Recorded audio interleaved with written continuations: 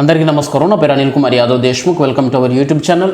ఏ రాజకీయ పార్టీ మనుగడైనా కానీ నాకు తెలిసినంత వరకు సిద్ధాంతాల పరంగా, మానవత్వం పరంగా, అభివృద్ధి పరంగా, లేదా ఉపాధి కల్పన పరంగా, లేదా ఆర్థిక సంపద సృష్టి దాని పరంగా రాజకీయ పార్టీ అనేది రన్ అవుతూ ఉంటుంది. కొన్ని వాల్యూస్ తోటి నడుస్తూ ఉంటుంది. వైసీపీ పార్టీ దేనిపైన నడుస్తుంది తెలుసా? Completely it is depending on dead bodies, jail, గొడ్డలి, కోడికత్తి, వీటి చుట్టే ఈ పార్టీ నడుస్తూ ఉంటుంది. ఇది లేకపోతే వాళ్ళకు ముద్ద దిగదు, నిద్ర పట్టదు, అధికారంలోకి రావడం కూడా కుదరదు. ఇవి తప్ప మిగతా ఏ పని కూడా వీళ్ళు చేయరన్నమాట. అభివృద్ధి చేయలేరు, సంపదలు సృష్టించలేరు, కంపెనీస్ని పట్టుకురాలేరు, రాష్ట్రాన్ని గాడిలో పెట్టలేరు. అట్లీస్ట్ అమరావతిని పక్కన పెట్టండి, కనీసం ఒక క్యాపిటల్, ఏదన్నా ఒక క్యాపిటల్ అనుకొని దాన్ని పూర్తి చేయడానికి కూడా ప్రయత్నం చేయరు. ఇది వైసీపీ తీరు. 2 రోజుల నుంచి నడుస్తుంది ఏంటంటే జైలు, ఇదే నడుస్తుంది. ఇంతకు మించి వీళ్ళకైతే వేరే ఏం లేదు. ఎమ్మెల్యే విరూపాక్షని చూడ్డానికి వైఎస్ జగన్ గారు జైలుకి వెళ్ళిళ్ళట కర్నూలు ర్యాలీలో. ఆ రోజు జగన్ రెడ్డి గారికి తీవ్రమైన అన్యాయం, అవమానం జరిగిందని చెప్పి జగన్ రెడ్డి అంటే అసలు పోయిందే జైలుకి, అదేదో గుడికో బడికో పోయినట్టు అక్కడ అవమానం జరిగినట్టు ఫీల్ అయిపోతాడు. అందులోనూ విరూపాక్షి దేనికి అరెస్ట్ అయ్యిండు? ఆ ఎమ్మెల్యేని ఎందుకు అరెస్ట్ చేసిండు? ఒక దళిత్ మహిళని ఆమె డ్రెస్సింగ్ అంటే ఆమె చీరను బట్టి లాగడం, ఆమెను అసాల్ట్ చేయడం, అటెంప్ట్ మర్డర్ కూడా ఫైల్ అయింది ఆయన మీద. అందుకే అరెస్ట్ అయింది. అంత ఈజీగా ఏం కాలే. అతని కుమారులు వీళ్ళందరూ అలాంటి వాళ్ళని పరామర్శించడానికి ములాఖాత్కి వెళ్ళి అక్కడ అవమానం జరిగిందని చెప్పి మాట్లాడతాడు. ఒక్కసారి ఆ మాటలను కూడా మనం వినేటందుకు ప్రయత్నం చేద్దాం. ఈరోజు ఎంత దయనీయమైన పరిస్థితిలో, ఎంత హేయమైన పరిస్థితిలో ఈ వెన్నుపోటు పార్టీ పాలనలో ఇవాళ పాలన జరుగుతూ ఉందని చెప్పడానికి ఇంకొక ఎగ్జాంపుల్ చెప్తా. చెప్పు. ఇదే జైల్లోకి నేను పోయా. నువ్వు పోవడం ఏందయ్యా? ఆల్రెడీ నువ్వు వచ్చిందే జైల్లో నుంచి కదా. విపక్షన్న ఎమ్మెల్యే ఒక ఎమ్మెల్యేని అరెస్ట్ చేస్తే ఆ ఎమ్మెల్యేని ఎందుకు అరెస్ట్ చేసిళ్ళు అనేది కూడా చెప్పు. ఒక దళిత్ మహిళని, సరే విరూపాక్ష బీసీ అయ్యి ఉండొచ్చు, ఇంకోటి అయ్యి ఉండొచ్చు, నాకైతే తెలియదు. ఒక లేడీని దుర్మార్గంగా, సరే అది ఫేక్ ఎలిగేషన్స్ అయితే అది వేరు, కానీ ఆధారాలతోటే కదా అరెస్ట్ చేసేది, రిమాండ్ పంపించేది అయితే. సో కంప్లీట్లీ ఆధారాలు ఉన్నాయి, వీడియో బైట్స్ వచ్చినాయి. దానికి అరెస్ట్ అయితే కూడా నాకు చెప్పు. విరూపాక్షను చూడడానికి నేను పోయా. ఒక మాజీ ముఖ్యమంత్రి నేను అవును, అవమానించడం కోసం కెమెరాలో లోపలికి పోవడానికి వీడియో తీస్తారు. వీడియో ఒకసారి ఫోటో తీసుకుంటాడు.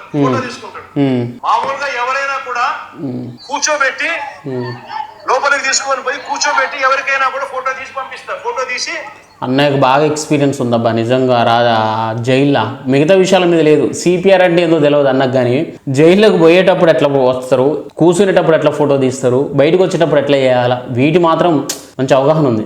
తర్వాత పంపిస్తారు కేవలం నన్ను అవమానించాలని. ఇలా సేడిజం చూడు ఎలా ఉందో.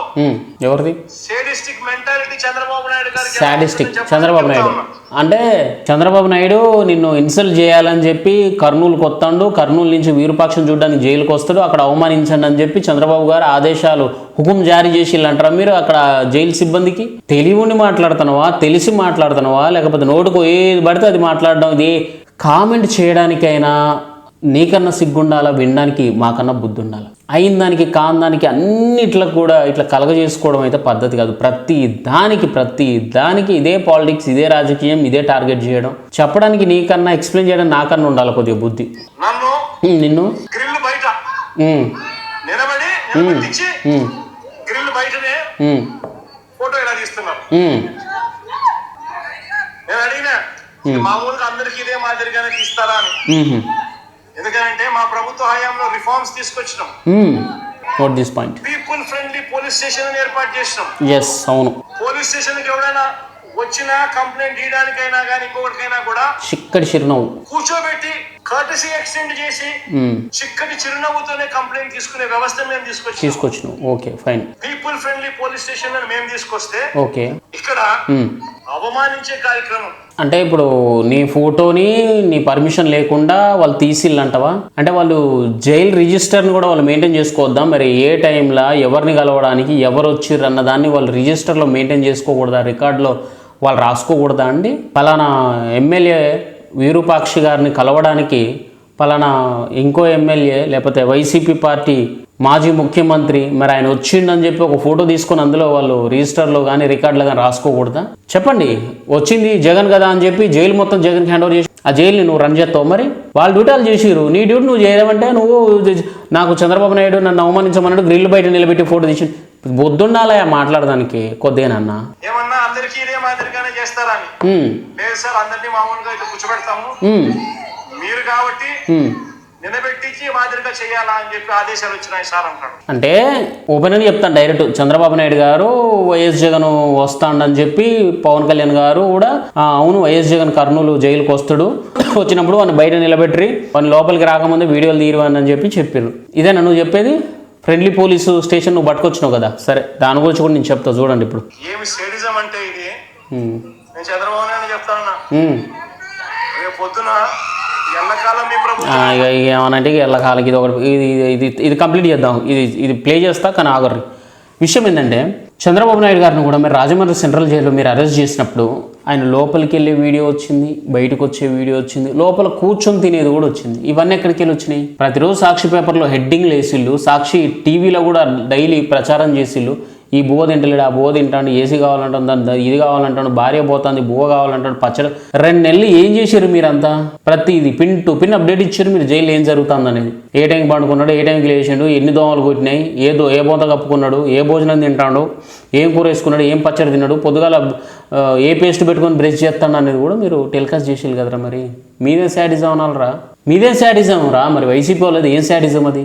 అంత పెద్ద వ్యక్తిని నువ్వైనా ఒకసారి సీఎం అయిన మనిషి నువ్వు, కానీ ఆయన దీనికంటే ఆల్రెడీ 3 సార్లు సీఎం అయిన ఇంతకుముందే 3 times సీఎంగా చేసిన మనిషి అంతకుముందు ఆయన. మరి ఆయనకు మీరు ఇచ్చిన గౌరవం ఏది? ఆయనకు మీరు ఇచ్చిన మర్యాద ఏది? మీరు చూపెట్టిన ఫ్రెండ్లీ పోలీస్ అదేనా? ఫ్రెండ్లీ వ్యవస్థ అదేనా? జైలు సూపరింటెండెంట్లకు మీరు అదేనా పాస్ చేసింది హుకుం? సిబిఎన్ పవన్ కళ్యాణ్ మీకు ఈ రకమైన హుకుం జారీ చేసి అంటున్నావు కదా నువ్వు. లేదు సార్ మిమ్మల్ని ఒక్కరిని అక్కడ చేయమని మాకు ఆర్డర్స్ వచ్చినాయి. బుద్ధుండాలే చెప్దానికి. నీ గురించి వాళ్ళు పని మానుకొని పవన్ కళ్యాణ్ చంద్రబాబు నాయుడు ఫోన్ చేసి వాని గ్రిల్ బయట నిలబెట్టి వాని ఫోటో తీసి ప్రెస్కి అని చెప్పి ఏం మాట్లాడుతున్నావు జగన్? అసలు నువ్వు నిజంగా పద్ధతి కాదయ్యా ఇది. ప్లీజ్ అయ్యా అర్థం చేసుకోండి అయ్యా, ఇది రాజకీయం కాదయ్యా. మీకు ఎవడు స్క్రిప్ట్ ఇస్తాడో, మీకు ఎవడు ఐడియాలు ఇస్తాడో కానీ రోజు దిగజారిపోతున్నావు అయ్యా. నువ్వు ఆ 11 కూడా రాకుండా పోతాయి బ్రో. ప్లీజ్ బ్రో అర్థం చేసుకో మామ, జగన్ మామ ప్లీజ్ మామ, నేను నీ ఫ్యాన్ మామ. చెప్పా ఇక ఎండింగ్ డైలాగ్ ఉంటుంది ఇక చంద్రబాబు అని చెప్పి గట్టిగా చెప్తా. ఏదైతే మీరు ఇస్తున్నారు ఇవే రేపు పొద్దున పనులు అవుతాయి. ఏదైతే తప్పుడు సాంప్రదాయాన్ని మీరు మొదలెడతా ఉన్నారు ఇవే రేపు పొద్దున రెండింతలై మీకు చుట్టుకుంటాయని చెప్పి చంద్రబాబు నాయుడు గారికి గట్టిగా వార్నింగ్ ఇస్తూ ఇవాళ చెప్తా ఉన్నాను నేను. యాక్చువల్గా సంప్రదాయాన్ని మీరు మొదలు పెట్టిల్లు, అది మీకే చుట్టుకుంది. అర్థమైందా? 66 పదుల వయసు 7 పదుల వయసు దాటిన వ్యక్తిని మీరు అన్యాయంగా అరెస్ట్ చేసి జైల్లో పెట్టిన తర్వాత, ఒక విష సంస్కృతిని మీరు నాటిన తర్వాత అది ఎవరి మెడకు చుట్టుకుంది? ఇప్పుడు మిమ్మల్ని 151 నుంచి 11కు పడుకోబెట్టింది. మిమ్మల్ని నెక్స్ట్ టైం నేను చెప్తానా, ఐ ఛాలెంజ్, ఐ బెట్ వైసీపీకి డబుల్ డిజిట్ దాటదు, సింగిల్ డిజిట్కే పడిపోద్ది నెక్స్ట్ టైం. గుర్తుపెట్టుకోండి ఇది ఖచ్చితంగా. 2029లా వైసీపీకి 10 లోపే సీట్లు వస్తాయి. మీరు ఇదే కనుక పోకడలో పోతే ఖచ్చితంగా అదే జరుగుతుంది. వంకలేనమ్మా డొంక పట్టుకొని తిరిగినట్టు ఏందయ్యేది అయ్యిందానికి కాందానికి ప్రతిదానికి. జైల్లో కూడా చంద్రబాబు నాయుడు ఫోన్ చేసి పవన్ కళ్యాణ్ ఫోన్ చేసి నిన్ను గ్రిల్ బయట నిలబెట్టిల్లంటే ఎంతకంటే దౌర్భాగ్యం అసలు. నువ్వు నీకు కనీసం ఒక మనిషికి మినిమం ఉండాల్సిన క్వాలిటీస్ లేవు, ఒక పొలిటీషియన్కి ఉండాల్సిన మినిమం లక్షణాలు లేవు. నీకు తెలుసా? మినిమం సెన్స్ కూడా లేదు. ఎట్లా బాగుకొస్తావో ఎట్లా బాగుపడతావో. Thank you. జై హింద్.